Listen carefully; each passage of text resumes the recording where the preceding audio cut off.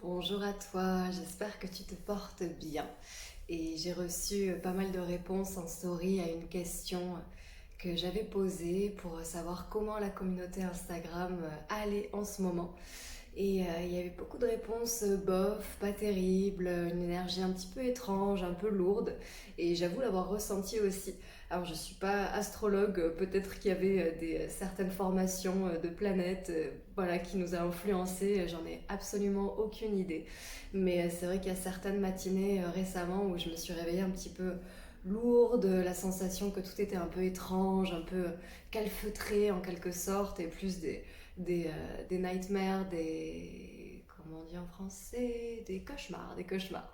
Donc voilà, pas super en forme en fait, pas vraiment beaucoup d'énergie. Et donc voilà, déjà premier point, tu n'es pas toute seule ou tout seul si tu as ressenti ça aussi. Je pense qu'on est beaucoup dans ce cas. Du coup, en réponse à cette énergie globale et de la communauté, j'aimerais faire une vidéo aujourd'hui sur trois outils que je développe au quotidien dans ces jours justement où je me réveille avec une énergie particulière ou me lever du pied gauche, comme on dit.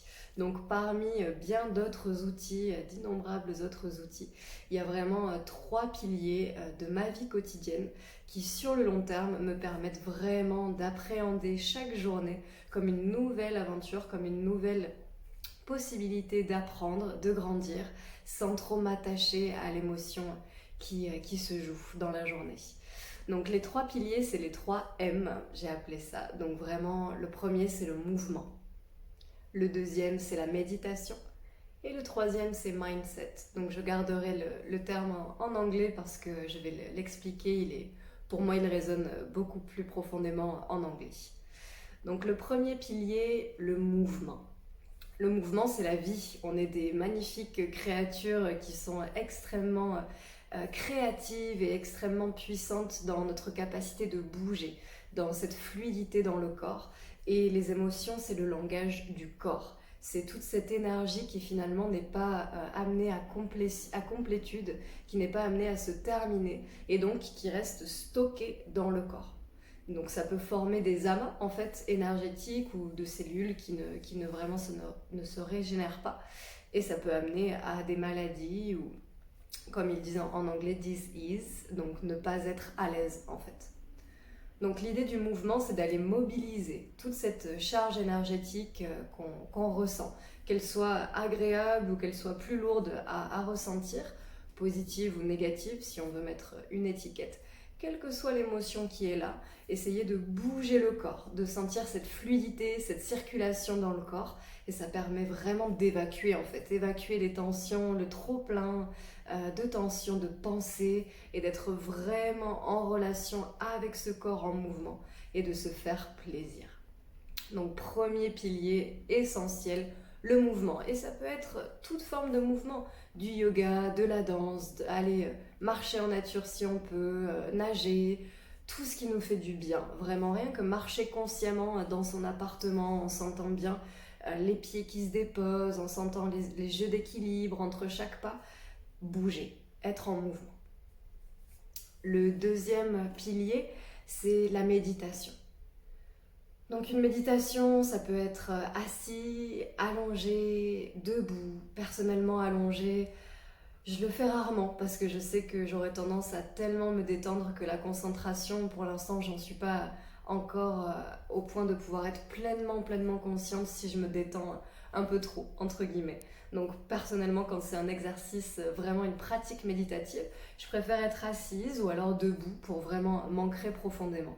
Et assise, ça peut être sur une chaise, contre le mur, peu importe la position.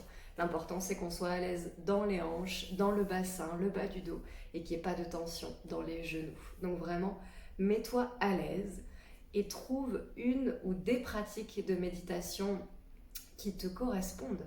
Il y en a des centaines, il y en a vraiment pour tous les goûts en fait.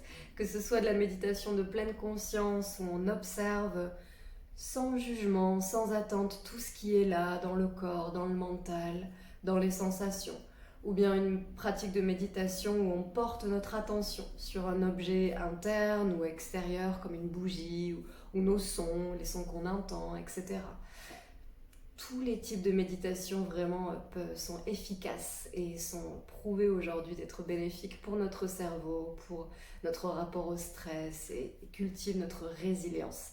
Cette capacité de se relever, de continuer d'avancer malgré les obstacles. Donc trouve ce qui fait sens pour toi et ce que tu as plaisir finalement à pratiquer pour que ça devienne une habitude agréable et un petit rituel qui te fait du bien, que ce soit 5 minutes ou 1 heure, peu importe. L'important c'est que vraiment tu sois pleinement là, pleinement présent, présente et que voilà, tu sais te permettre de poser les choses. Ça m'amène au troisième point, c'est mindset. Alors pourquoi je garde le terme en anglais? Parce que j'aime l'idée de to set, donc vraiment organiser mon esprit.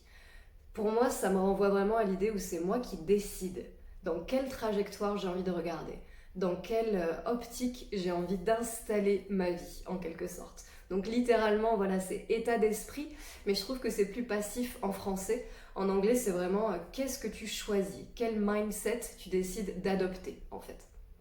Et ça rejoint un peu cette méditation, dans l'idée de se dire que avec un grand J, je suis cet espace de conscience à l'arrière-plan qui permet que tout ce qui se joue dedans, mon identité, mon rôle social, mes diplômes, mon corps, mes possessions, mes émotions, tout ce qui se joue devant là, tout ce que je ressens circuler en moi, ça c'est à l'avant-plan. Moi, le grand je suis derrière. Et toute cette conscience qui est ce que je suis finalement essentiellement selon les traditions du yoga qui nous l'enseignent, elle est connectée à l'infinité de la vie, à ce champ énergétique qui existe en tout temps, en tout lieu, à chaque instant. Donc vraiment, moi, ça me permet de me dire, ok, il y a beaucoup de choses qui se jouent, parfois je me réveille, je suis agacée, je suis dans une énergie particulière, mais ça va passer. Dans tous les cas, comment est-ce que je peux revenir à l'arrière-plan et observer ça avec un peu plus de distance, un peu plus de légèreté aussi, sans tout prendre trop au sérieux.